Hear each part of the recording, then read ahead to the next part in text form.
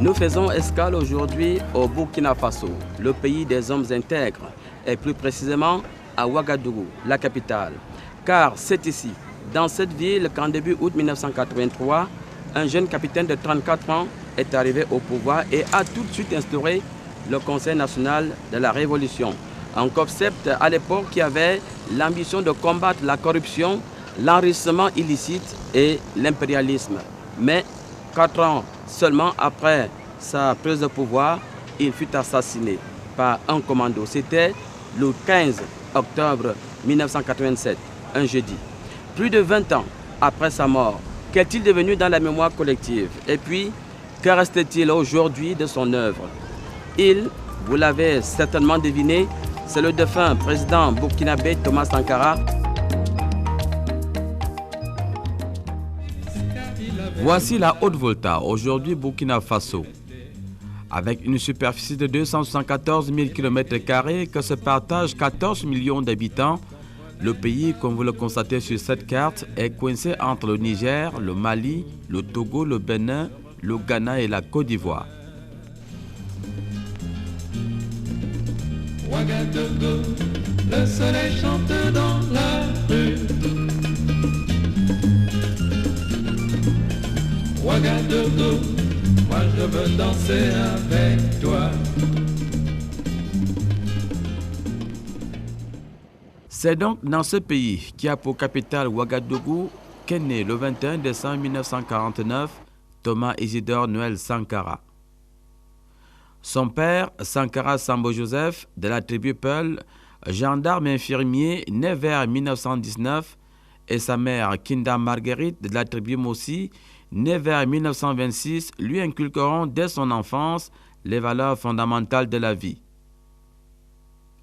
Aîné d'une famille de 11 enfants, le petit Sankara, dès son bas âge, s'illustre par des qualités exceptionnelles. Quand il était petit, il avait une vie vraiment différente des autres. Comment arranger? Arrangé, qui aime le travail bien fait, l'honnêteté, il était intègre. Vraiment, même avec ses camarades, tout de suite, il y avait la différence. Alors, il tenait ça de qui? Des parents? Bon, les parents, oui, et il a développé ça aussi, puisque les parents nous enseignaient chaque fois d'être honnête, d'être quelqu'un quand même d'exemplaire. Quand il était enfant, pendant les vacances comme ça, on organisait des surprises parties, 25 francs, 10 francs, des petites pièces comme ça. On achetait, à l'époque c'était Tip Top et autres là. Et quand, après la soirée, quand on fait les décomptes, il y a des jetons, des bénéfices des jetons qui restent. Il dit, ah non, non, non, non, que quand venir, ils vont faire le compte et pour qu'on sache ce qu'on va en faire de ça, quoi. Sans quoi lui, il va faire un trou et enterrer ça, parce que lui, il n'aime pas... Non, non, non. La maman dit non, mais écoute, c'est l'argent, on n'enterre jamais l'argent. Et la scolarité, comment il a fait sa scolarité? Bon, sa scolarité, il a bien passé ça. D'abord, il est à l'école primaire jusqu'à l'académie militaire. Il tenait le devant. Il n'a jamais connu d'échec à l'école. Ouais. Quand on était à Gawaï, il servait la messe, les enfants qui aidaient là. Et jusqu'à le père, à l'époque c'était le père blanc. Il était vraiment, il aimait beaucoup quoi. Et là il disait au papa de prier pour qu'il vienne au séminaire. Malheureusement, bon, ou heureusement, il a eu le CP, l'entrée en 6e, il est parti à Bobo. Ah, là, ça n'a pas plu au père, il dit non, non, parce que peut-être que le papa n'a pas insisté, il n'a pas beaucoup prié pour que... Et de Bobo, quand il a eu le BPC, il dit que lui, la vie civile ne le plaît pas parce que Il y a trop de... Ouais, l'armée là, c'est... Il y a plus de discipline. Voilà, discipline. Alors que son père le prédestine à la prêtrise, le petit Sankara choisit le métier des armes. Il passe 3 ans à l'école militaire de Ouagadougou et 2 ans à l'académie militaire d'Antirabé à Madagascar. À Antirabé, sa promotion, composée de 28 jeunes officiers, dont 19 malgaches et 9 africains, est baptisée Saena, qui signifie en langue malgache « intelligence ». Vous l'avez compris, ici, on ne forme pas que des combattants ou des hommes de guerre. On forme aussi, et pourquoi pas, des futurs hommes d'État. D'abord, il habitait, quand il était au PMK, il habitait la petite maisonnette qui est au fond là. Et quand il est parti à Madagascar, c'est là qu'on a bâti ça pour lui. Il a fait bâtir ça pour lui. Et quand il s'est marié, il a quitté. Il a quitté la maison. De retour à Haute-Volta en 1972, le jeune officier Thomas Sankara prend activement part à la guerre contre le Mali voisin en 1974. Suivra ensuite un stage de parachutiste en France avant de prendre les commandes du centre de formation de commando de Pau. En 1978, un autre stage de parachutiste le conduit à Rabat au Maroc. La véritable carrière politique de Thomas Sankara commence en septembre 1981. Il est nommé secrétaire d'État à l'information, poste qu'il quitte avec fracas quelques mois plus tard. En 1983, à peine nommé Premier ministre, il est placé en résidence surveillée. Motif, sa façon de voir et de dire les choses ne plaît pas à la France.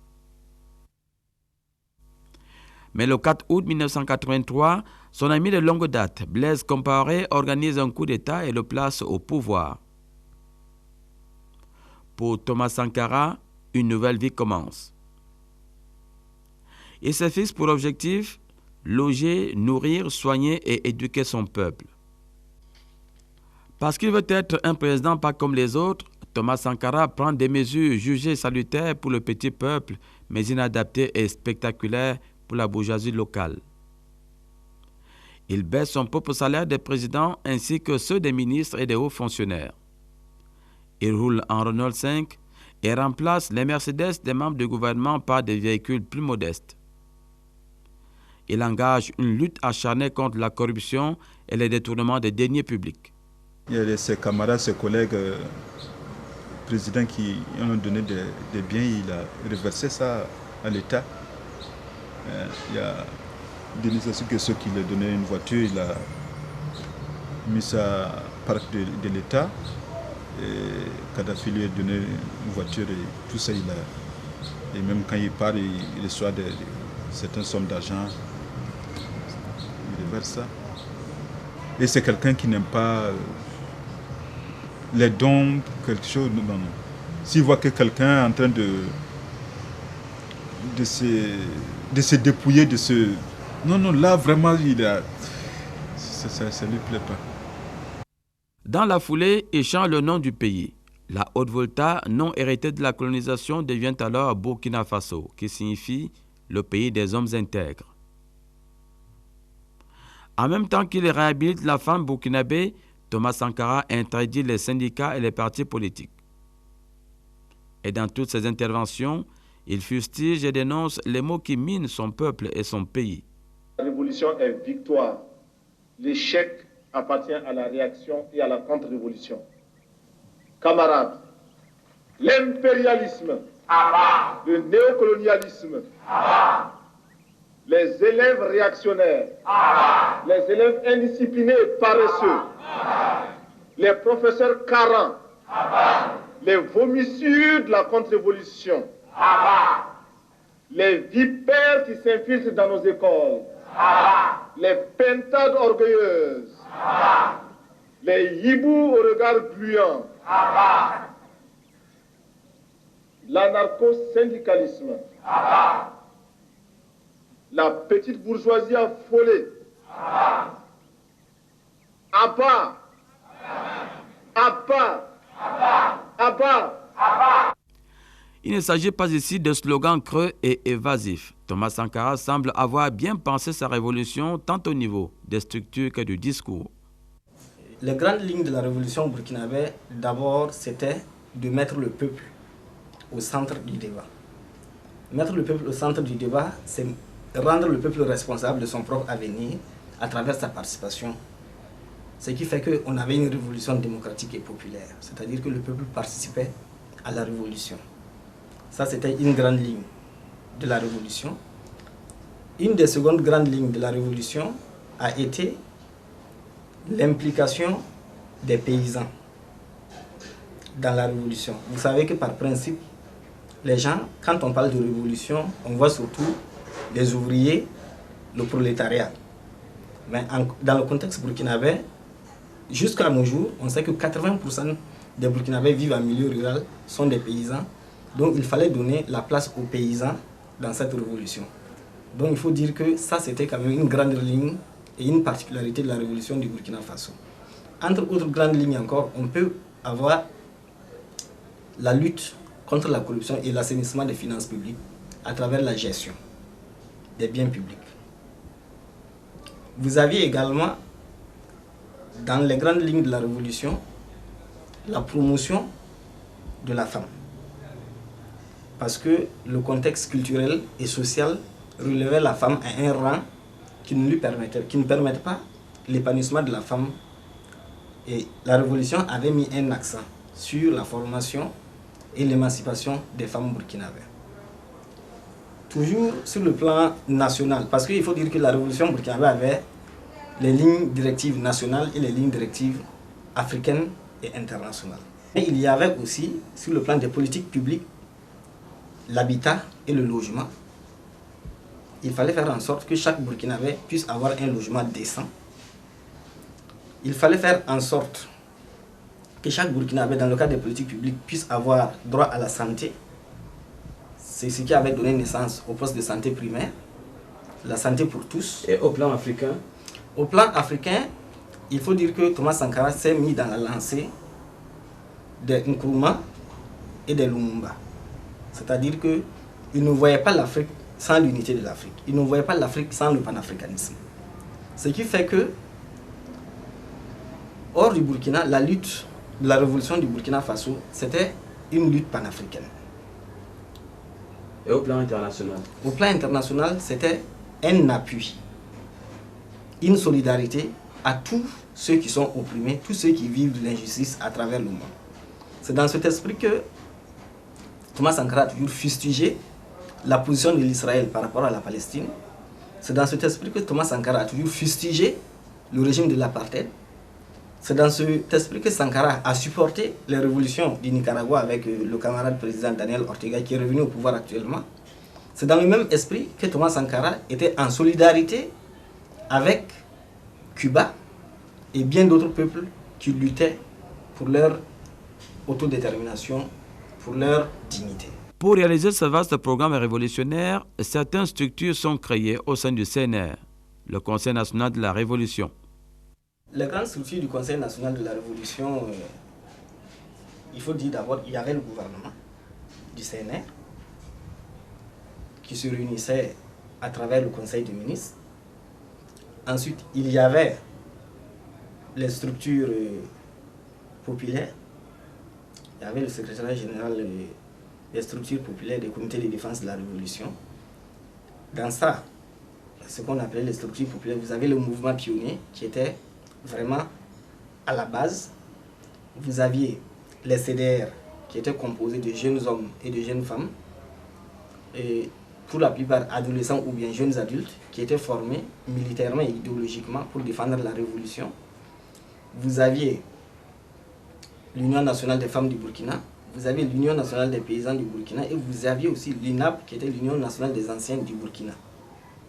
Maintenant, il faut dire que par exemple pour les CDR, il y avait les CDR de quartier, il y avait les CDR de service. Comité de défense. Les comités de défense de la Révolution. En quoi consistait leur rôle? Leur rôle, c'était d'abord une formation idéologique et un encadrement des populations pour la Révolution. Deuxièmement, ils défendaient la Révolution, comme on le dit. au sens propre et profond du terme. Défendre la révolution contre l'agresseur extérieur, défendre la révolution contre les réactionnaires à l'intérieur. Ça, c'était le rôle des CDR. En plus de ce que j'ai dit, encadrer et former les populations à la base pour la révolution. Et ces CDR, il y avait, comme je l'ai dit tantôt, les CDR de quartier. Vous avez aussi les CDR dans les services. C'est-à-dire, si vous êtes au ministère de l'économie, il y a la section CDR de ce ministère. Si vous êtes dans le ministère de l'environnement, etc. Jusqu'au niveau des Des sortes de surveillants? Ce n'était pas des surveillants. J'ai dit que leur rôle d'abord était de former, puisque tout le monde n'avait pas le même parcours politique. Tout le monde n'avait pas été intéressé par la politique à travers les régimes passés.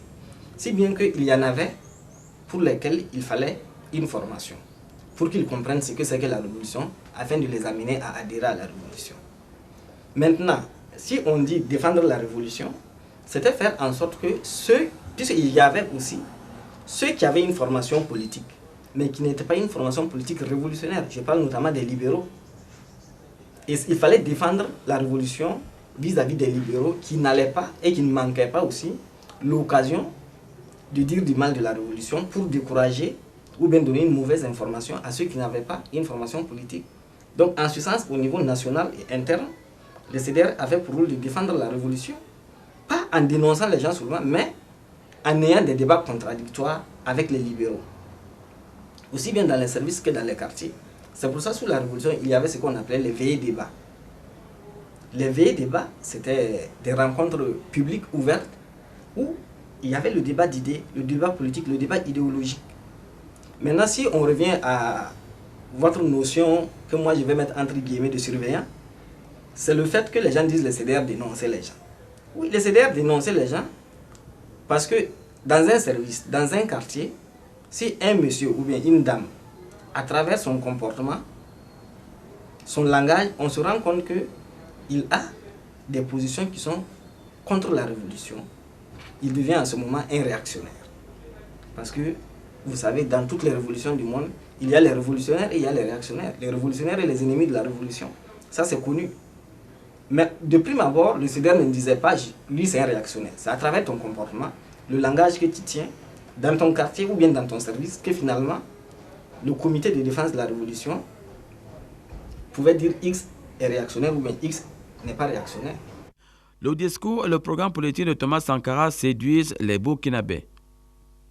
Sa façon de dire, de faire et d'être tranche avec tout ce qu'ils ont connu jusque-là.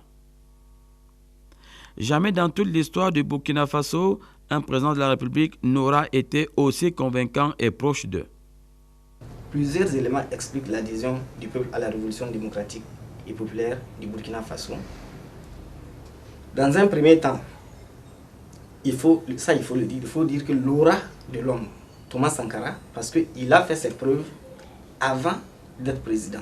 Quand il a été ministre de l'Information, quand il a été Premier ministre, lorsqu'il a dit « malheur à ceux qui bâillonnent leur peuple », ça lui a coûté ce que ça allait lui coûter. Déjà, on voyait quel homme il était. Avant même qu'il soit ministre de l'Information ou bien Premier ministre, il a aussi fait ses preuves sur le plan militaire à la guerre. La guerre des pauvres. La guerre des pauvres au Mali en 1974. Ce qui fait que sur le plan militaire, au sein des militaires, il avait déjà ce respect de ses frères d'armes. Sur le plan politique, il avait une très bonne formation politique et idéologique. Il a quand même été formé au Britannique militaire du Kadiogo, où il y avait une certaine aile politique qui enseignait là-bas, qui a formaté, si vous voulez, former, en tout cas passer le message idéologique révolutionnaire à ces aspirants officiers militaires qui étaient là-bas. Donc il a pris ses premières armes politiques et idéologiques au Britannique militaire du Kadiogo. Ensuite, il a fait Madagascar, qui l'a beaucoup inspiré, convaincu dans son engagement révolutionnaire, parce que quand il y a eu la révolution à Madagascar, il y était en stage. Donc ça fait que quand il est revenu au pays, à travers ses discours, ses prises de position, ça lui a permis de se faire une respectabilité, une aura, aussi bien dans l'armée qu'au niveau des civils qui étaient engagés dans le mouvement révolutionnaire. Une fois les structures du Conseil national de la Révolution mises en place, Thomas Sankara engage plusieurs chantiers. La construction des logements sociaux, le désenclavement de toutes les régions du pays, l'amélioration du réseau de chemin de fer, la désertification, le sport de masse, la réforme agraire, etc., etc. Notre pays produit suffisamment de quoi nous nourrir. Nous pouvons dépasser même notre production, malheureusement. Par manque d'organisation, nous sommes encore obligés de tendre la main pour demander des aides alimentaires. Ces aides alimentaires qui nous bloquent, qui nous inspirent, qui installent dans nos esprits cette habitude, ces réflexes de mendiants, d'assister.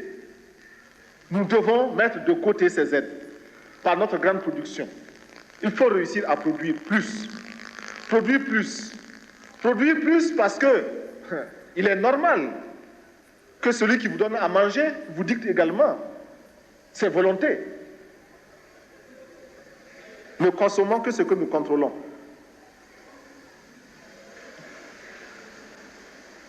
Il y en a qui demandent mais où se trouve l'impérialisme? L'impérialisme, regardez dans vos assiettes, quand vous mangez les grains de riz, de maïs, de mil importés, c'est ça l'impérialisme, n'allez pas plus loin. Sa vision des choses ne se limite pas seulement aux frontières du Burkina Faso. Il dénonce le dieu système d'apartheid et met en garde tout ce qui flirte avec le tristement célèbre Peter Botha. Des tueurs comme Peter Botha ont eu le droit de parcourir la France si belle et si propre. Ils l'ont taché. Ils l'ont taché de leurs mains et de leurs pieds couverts de sang. Et tous ceux qui leur ont permis de poser ces actes en porteront l'entière responsabilité ici et ailleurs, aujourd'hui et toujours. Le président Thomas Sankara, en homme libre, n'a pas sa langue dans la poche. Pendant que ses pairs font la langue de bois au sommet de l'OUA à Addis Abeba en juillet 1987, Thomas Sankara dit haut et fort qu'il est contre le paiement de la dette par les pays africains. Je voudrais que notre conférence adopte la nécessité de dire clairement que nous ne pouvons pas payer la dette. Non pas dans un esprit belliqueux, belliciste. Ceci pour éviter que nous n'allions individuellement nous faire assassiner. Si le Burkina Faso tout seul refuse de payer la dette, je ne serai pas là à la prochaine conférence. Par contre, avec le soutien de tous, dont j'ai besoin, et quand nous disons que la dette ne saurait être payée, ce n'est point que nous sommes contre la morale, la dignité, le respect de la parole. Parce que nous estimons que nous n'avons pas la même morale que les autres. Entre le riche et le pauvre, il n'y a pas la même morale. La Bible, le Coran, ne peut pas servir de la même manière celui qui exploite le peuple et celui qui est exploité. Il faudrait alors qu'il y ait 2 éditions de la Bible et 2 éditions du Coran.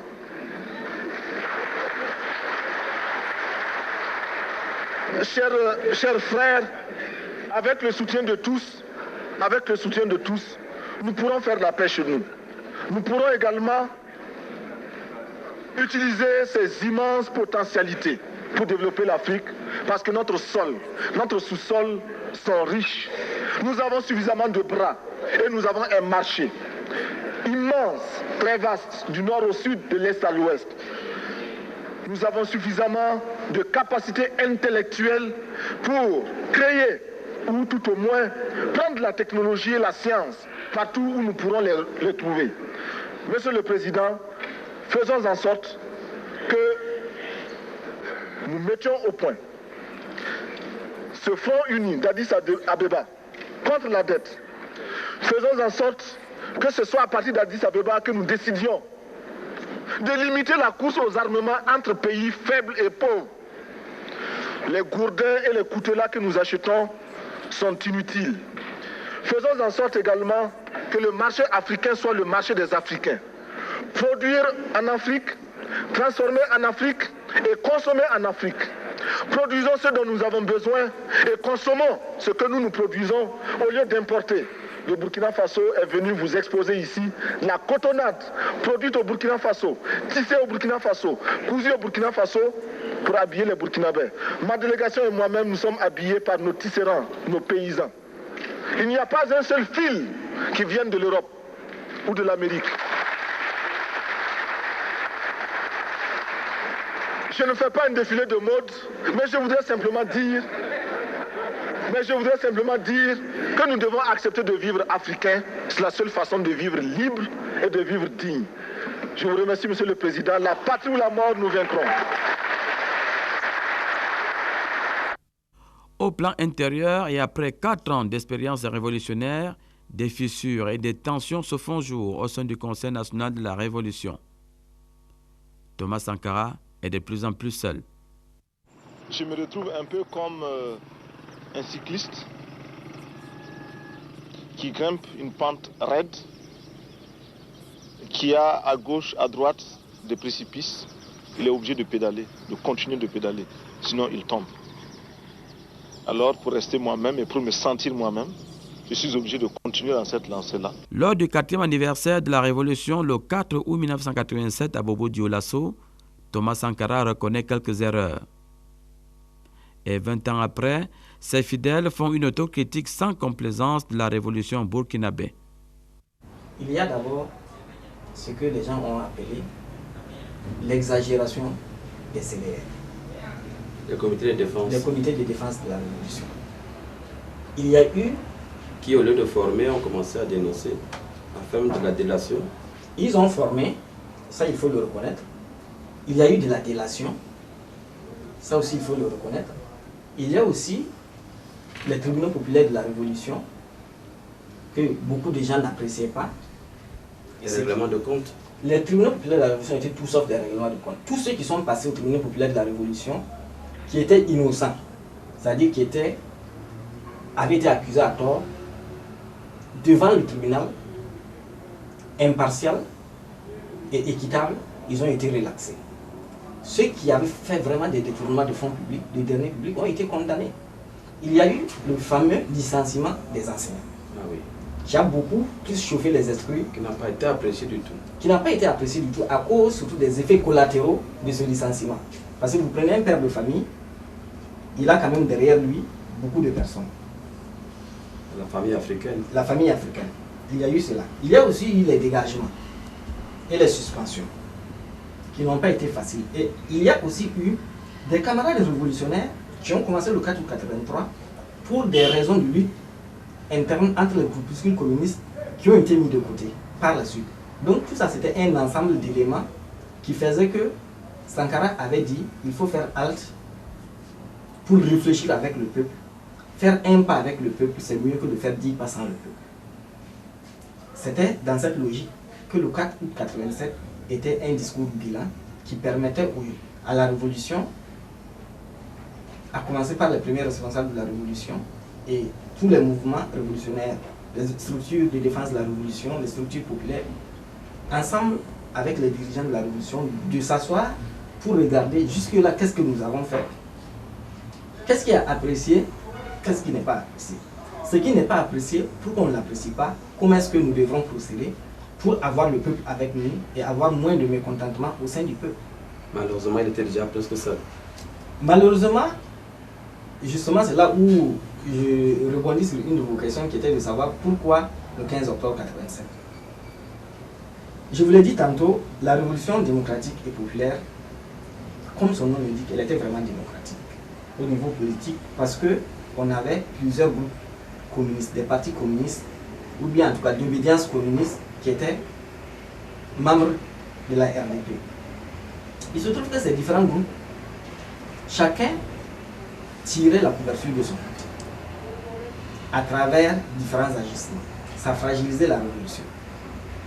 Ces différents groupes communistes, chacun a voulu à chaque fois, à travers le Seigneur, faire passer ses idées. Ce n'était pas facile. Ces différents groupes, à un certain moment, puisque chacun voulait contrôler le premier responsable, ils ont vu que le premier responsable n'était pas contrôlé. Ils se sont rabattus sur les autres officiers qui étaient membres du CNR. Chaque groupe a voulu avoir ses officiers avec lui, ce qui a davantage fragilisé la révolution. Ça, c'est au plan interne.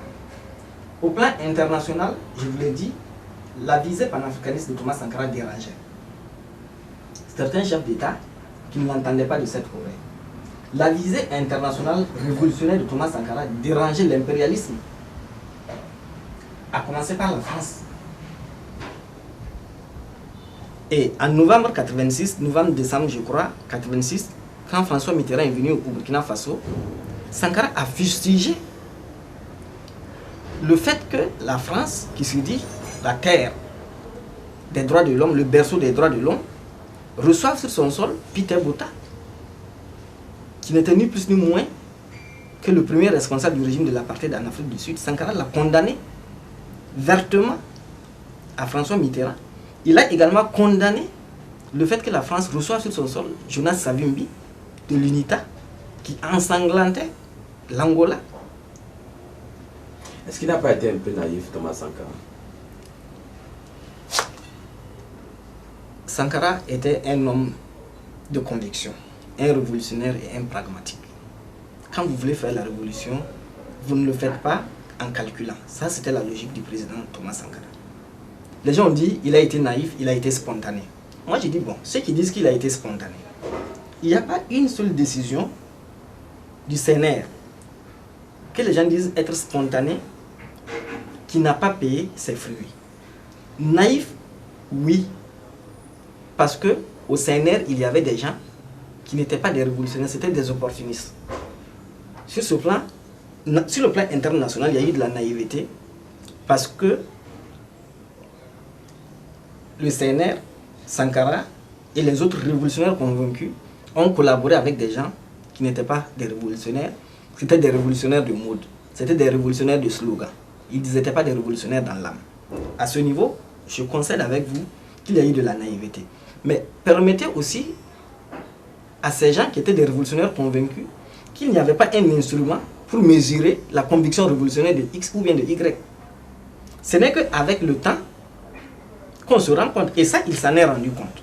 Tous les révolutionnaires convaincus et convaincants du CNR se sont rendus compte que les autres n'étaient pas des révolutionnaires. Dans son discours bilan du 4 août 1987, Thomas Sankara décide de rectifier certains aspects de la révolution. Mais malheureusement pour lui et pour les peuples africains, il n'ira pas jusqu'au bout de son rêve. Le 15 octobre 1987, il est assassiné par un commando à Ouagadougou ainsi que 12 de ses conseillers. Ils sont tous enterrés comme de vulgaires bandits ici au cimetière de Danouan à Ouagadougou. Pendant ce temps, Blaise Compaoré, son ami de toujours, lui succède à la tête du Faso. Il faut dire que le 15 là, ça nous a un peu surpris et ça nous a beaucoup marqué. À l'époque, les parents étaient encore en vie? Oui. Comment ils ont réagi, les parents? Bon, avec beaucoup de dignité? Oui, de dignité, enfin, c'était un choc, quoi. Jusqu'à l'aide de ça, ils n'ont jamais mis pied au cimetière, ils ne connaissent pas là où il a été enterré. Vous en voulez à ceux qui ont fait ça? On se dit que ces trucs-là peuvent arriver un jour, mais venant directement du reste, on peut qualifier que son frère, parce qu'ils étaient vraiment très liés. Pour nous, on se dit que même s'il y a ces cas, des problèmes de ce genre, ça peut être de l'extérieur, mais pas quand même quelqu'un de très proche, de très... Et vous avez revu après le président Compaoré? Vous avez revu la famille après? Non. Depuis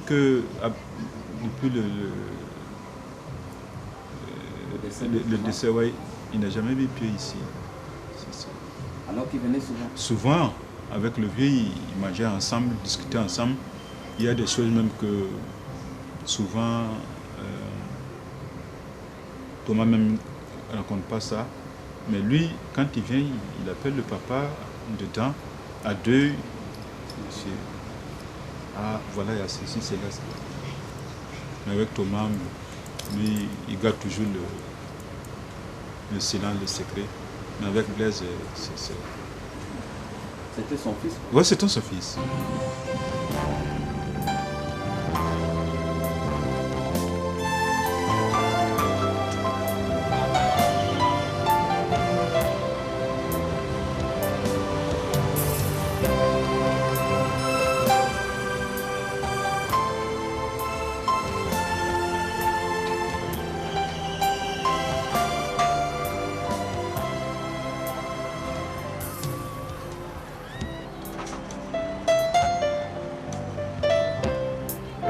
Voici le cimetière de Downer. Il est situé dans un quartier pauvre de Ouagadougou.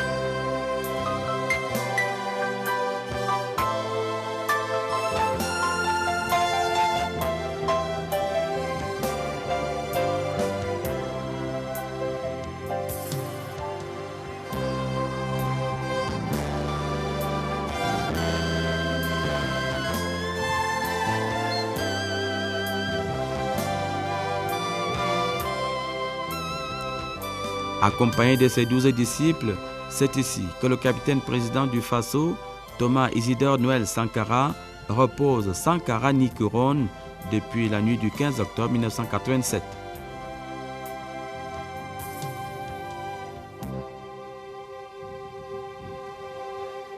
Un temps après, répondre à la question qui a tué Thomas Sankara pose un problème juridique.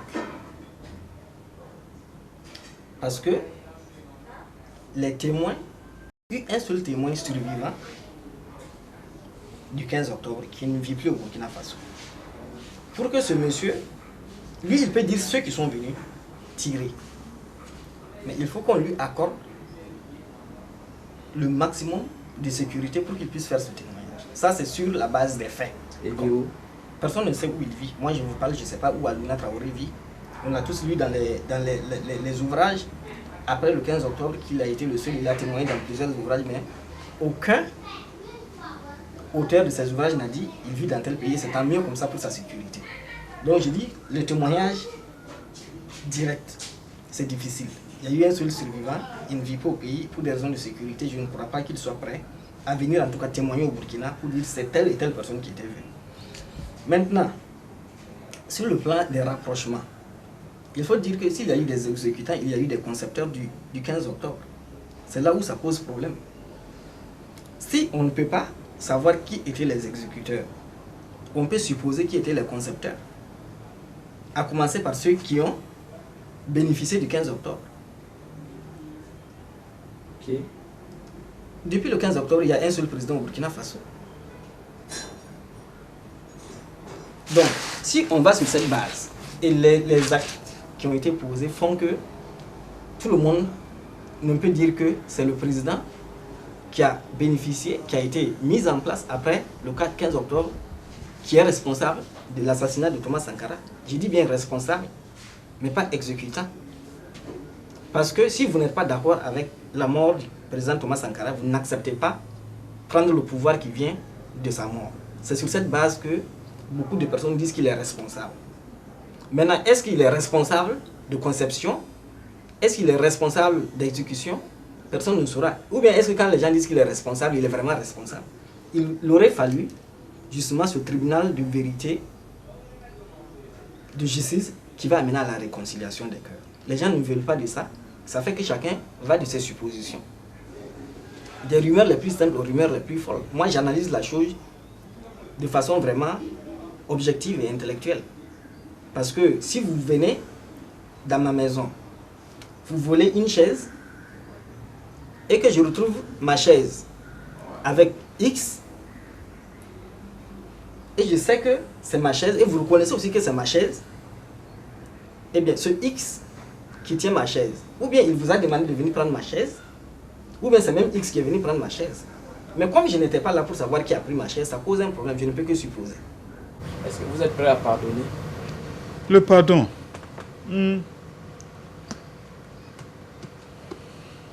Je dirais que le pardon, c'est réciproque.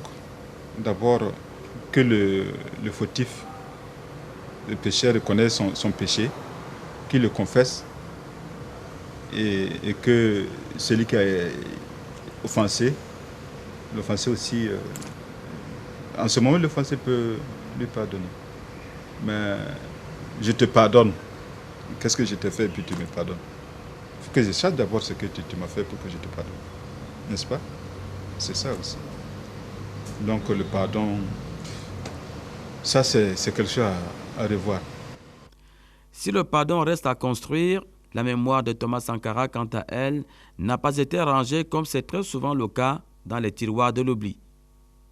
Nous nous proclamons continuateurs de l'œuvre du président Thomas Sankara.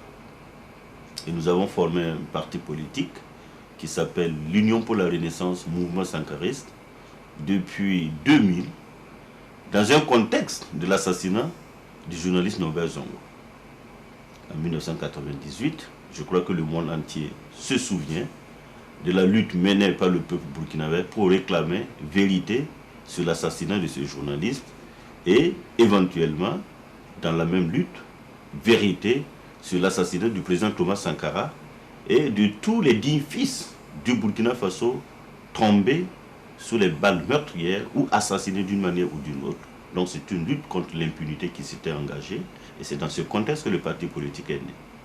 Nous nous imposons par la force de l'argument, par la persuasion, par la foi que nous avons en l'œuvre du président Thomas Sankara, parce qu'en 4 années de révolution menée par le président Thomas Sankara entre 1983 jusqu'au 15 octobre 1987, date de son assassinat, le Burkina Faso, sans ressources, a connu d'une croissance effective et la répartition de cette croissance a profité à l'ensemble des Burkinabés, surtout à plus de 90% des plus démunis. Et c'était une première sur la planète. Je crois que c'est une expérience qu'il faut rééditer parce qu'aujourd'hui, effectivement, quand on parle des politiques de gouvernement, que ce soit au plan de la bonne gouvernance ou que ce soit au plan même de la réduction des inégalités, l'œuvre du président Thomas Sankara reste un exemple dans la sous-région, sinon pour toute l'Afrique. Le discours inoubliable du 4 août 1987, c'était à Bobo Dioulasso. Et quand on relit ce discours, on voit que le président Thomas Sankara a prévu d'abord une perspective en termes de réorganiser non seulement toute la classe politique, et il avait déjà même prévu le pluralisme démocratique à travers ce discours. Il a mis l'accent également sur comment organiser le monde paysan et comment justement nous allons produire et consommer burkinabé. C'était déjà des mots d'ordre précurseurs de son action à venir. Malheureusement, 2 mois plus tard, il a été assassiné. Donc ça veut dire que ce que le président Thomas Sankara a tracé comme voie à travers ce discours, il faut bien sûr qu'il y ait des continuateurs. Et c'est en cela les partis politiques, à la faveur donc de la boule, où le Burkina Faso a pu se doter d'une constitution en 1991, des partis sankaristes sont nés pour reprendre ce discours à leur compte, mener le combat en l'adaptant bien sûr aux exigences nouvelles du contexte mondial que nous connaissons, qui est donc l'ultralibéralisme avec la mondialisation. C'est dans ce contexte difficile que l'UNIR-MS évolue, mais comme je vous le dis, nous avons l'enthousiasme et l'adhésion du peuple burkinabé. Et cela nous suffit aujourd'hui pour aller de l'avant et dire, effectivement, Thomas Sankara était un précurseur, son discours 20 ans est d'actualité, il faudrait justement travailler à ce que ce peuple prenne conscience de son action politique et voir quelle alternative nous pouvons justement proposer dans ce contexte-là. Et c'est ainsi que, malgré le contexte difficile, avec ce qu'on connaît comme achat de conscience, avec un électorat à la limite clientéliste, dans une mare de corruption, nous arrivons à avoir une adhésion. Ce qui fait qu'on a aujourd'hui des députés depuis 2002 à l'Assemblée nationale. On est même représenté au Parlement panafricain. On est représenté à beaucoup de sphères de décision. Et je pense que c'est la preuve qu'aujourd'hui, en tout cas, on tend vers cette alternative-là. Oui, mais nous savons aussi que l'assassinat du président Thomas Sankara a créé beaucoup de problèmes au Burkina Faso. Est-ce que 20 ans après, on peut entrevoir une certaine réconciliation? Il n'y a de réconciliation que le peuple avec lui-même. D'ailleurs, nous le disons dans notre discours programme, qu'il faut réconcilier le peuple avec lui-même, pas avec les gouvernants d'aujourd'hui.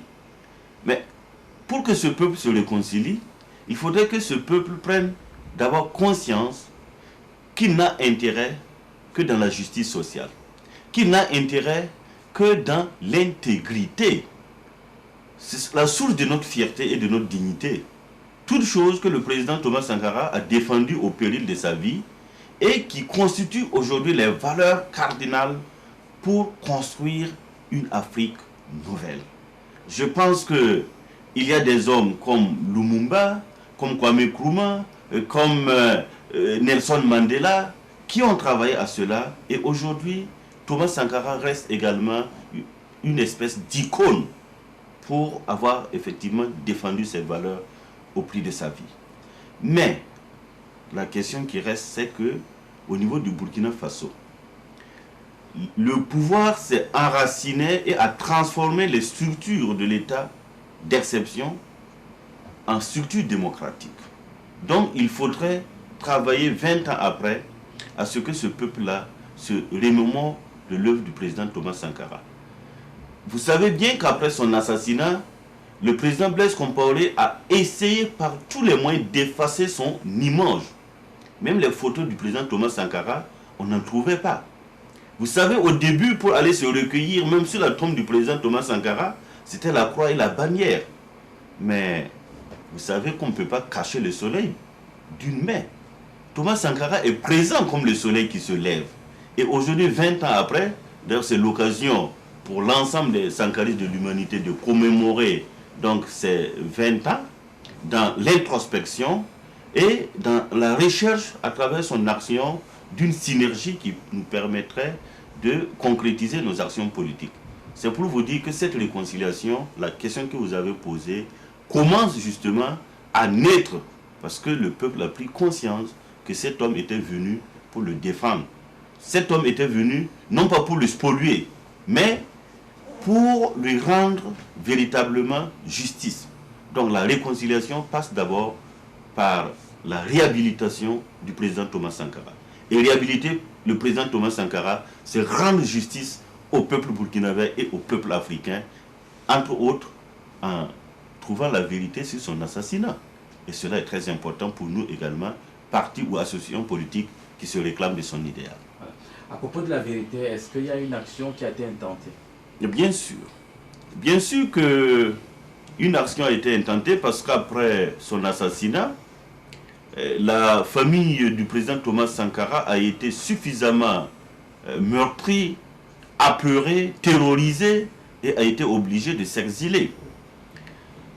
Nous avons attendu 10 ans sans que les autorités n'osent ouvrir même une enquête ou un semblant d'enquête. C'est las d'attendre que la famille a été obligée de déposer une plainte avec constitution de partie civile. Et un juge d'instruction suffisamment courageux a eu l'audace de faire ouvrir cette information. Ce juge serait d'une manière ou d'une autre sanctionné. Mais la procédure a pu connaître d'un certain dénouement au Burkina Faso parce que des décisions juridictionnelles ont été rendues, mais dans le sens de dire qu'on ne dira jamais le droit au Burkina Faso tant que les présumés tueurs du président Thomas Sankara seront au pouvoir. C'est ainsi que la plus haute juridiction de ce pays-là dira que les juridictions de droit commun sont quasi incompétentes pour connaître de l'affaire du président Thomas Sankara.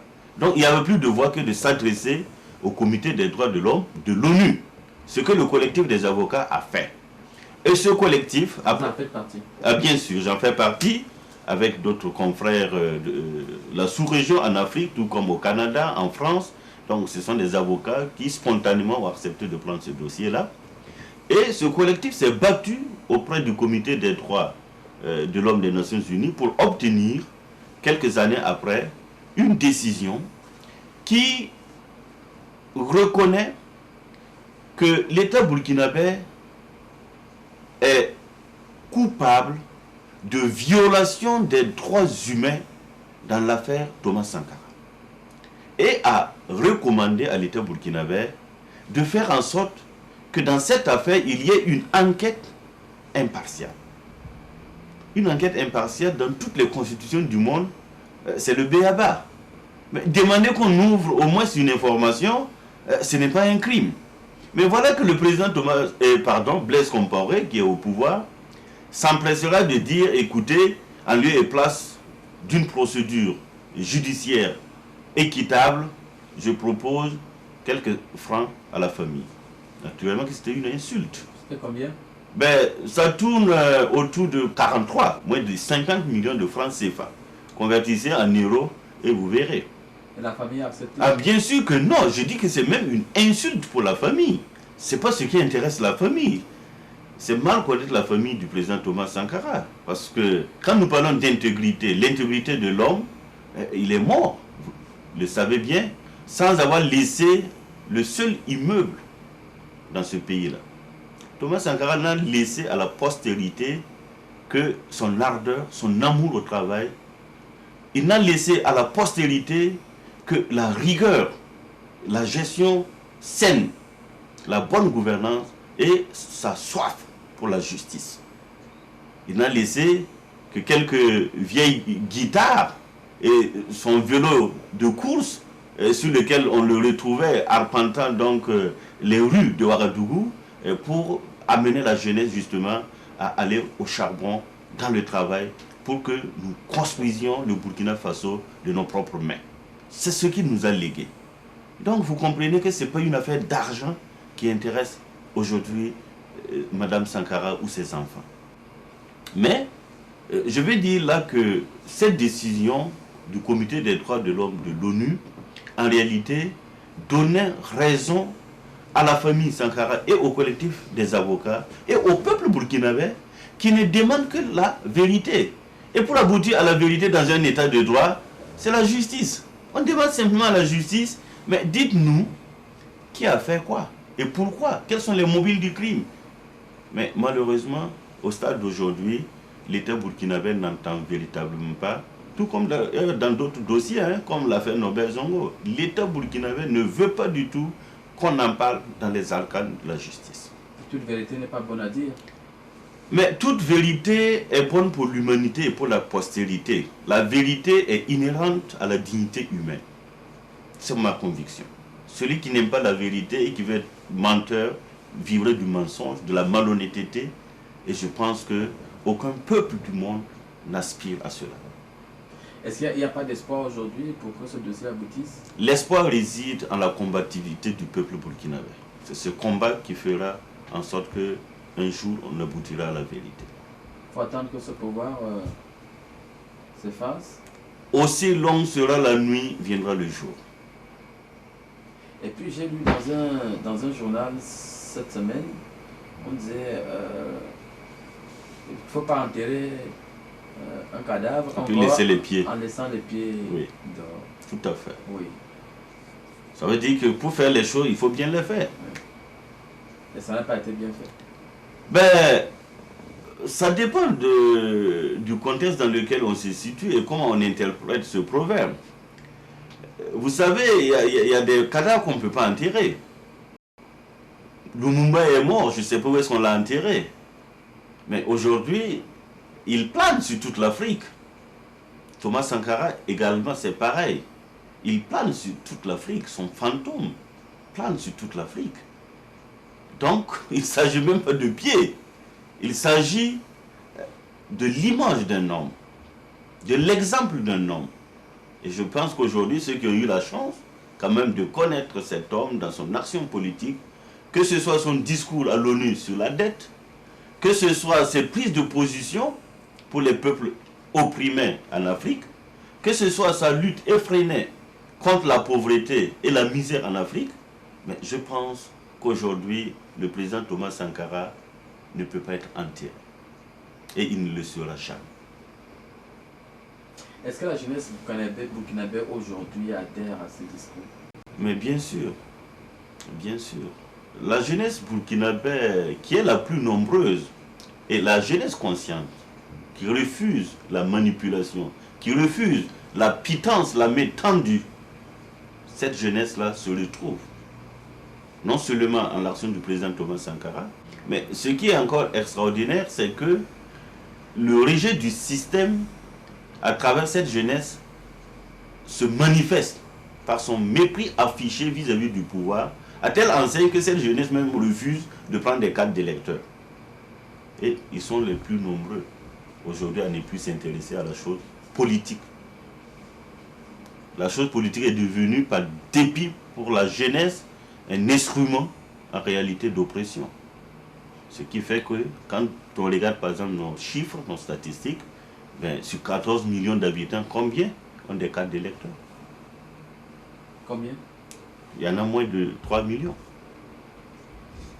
Mon message aujourd'hui, c'est, comme le président Thomas Sankara lui-même nous l'a enseigné, c'est la persévérance. Il a toujours dit que là où s'abat le découragement, c'est là où s'élève la victoire des persévérants. C'est ce message qu'il nous a enseigné.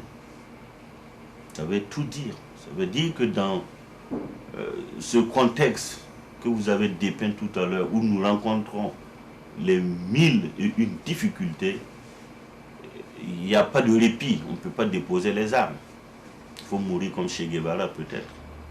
Jusqu'au sacrifice suprême. Jusqu'au sacrifice suprême. C'est ce que nous a enseigné. La patrie ou la mort, nous vaincrons. C'est ce que nous a enseigné. La mère de Thomas Sankara, décédée en 2002, et son père, le 4 août 2006, ont été inhumés dans cette modeste concession familiale. Quant à son épouse et à leurs 2 enfants, aux dernières nouvelles, ils vivent en exil au sud de la France.